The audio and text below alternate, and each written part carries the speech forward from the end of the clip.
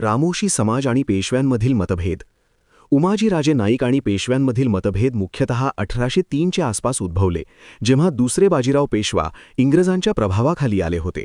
हे मतभेद राजकीय, प्रशासकीय आणि सामाजिक कारणांमुळे होते, ज्यात रामोशी समाजाच्या पारंपरिक हक्कांवर थेट परिणाम झाला.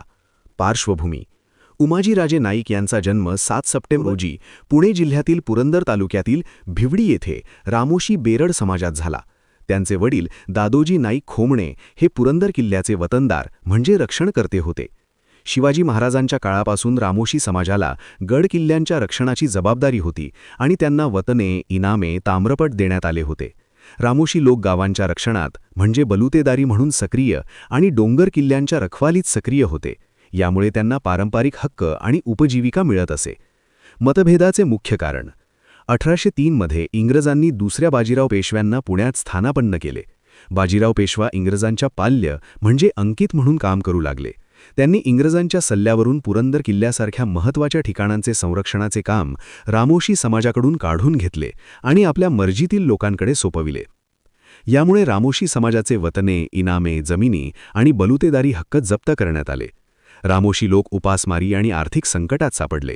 पारंपरिक उपजीविका बंद झाल्याने त्यांच्यावर अन्याय झाला असे मानले जाते.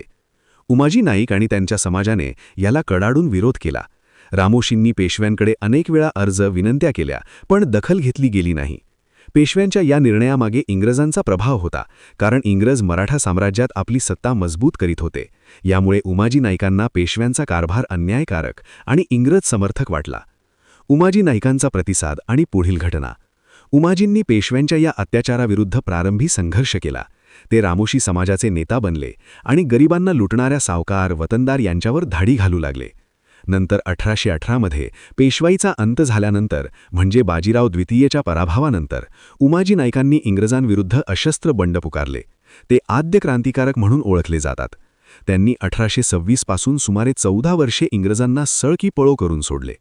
उमाजींनी छत्रपती शिवाजी महाराजांना आदर्श मानला आणि स्वराज्य स्थापनेचा पण केला. त्यांनी इंग्रज अधिकाऱ्यांविरुद्ध हल्ले, खजिना लुटणे, मुंडके छाटून खलिता पाठवणे अशा कारवाया केल्या. मतभेदाचे स्वरूप: प्रशासकीय: रामोशींच्या पारंपरिक वतनदार पदावर आक्रमण. सामाजिक: रामोशी समाजाला उपेक्षित आणि रानटी समजणाऱ्या वृत्तीविरुद्ध म्हणजे काही इतिहासकारांच्या मते पेशवाईत जातीय व्यवस्थेचा प्रभाव. राजकीय: पेशवे इंग्रजांच्या प्रभावाखाली येत असताना उमाजी स्वातंत्र्य आणि पारंपरिक हक्कांसाठी लढले. हे मतभेद थेट सशस्त्र संघर्षात रूपांतरित झाले नाहीत, कारण पेशवाई संपत आली होती, पण त्यांनी उमाजी नाईकांच्या मनात इंग्रजविरोधी भावना बळकट केली. पेशव्यांच्या काळातील अन्याय हा त्यांच्या क्रांतीचा एक महत्त्वाचा प्रेरणास्त्रोत ठरला. उमाजी नाईक 15 डिसेंबर 1931 रोजी पकडले गेले आणि 3 फेब्रुवारी 1832 किंवा 1834 रोजी पुण्यात फाशी दिली गेली. ते भारतात इंग्रजांविरुद्धच्या पहिल्या सशस्त्र प्रतिकाराचे प्रतीक मानले जातात.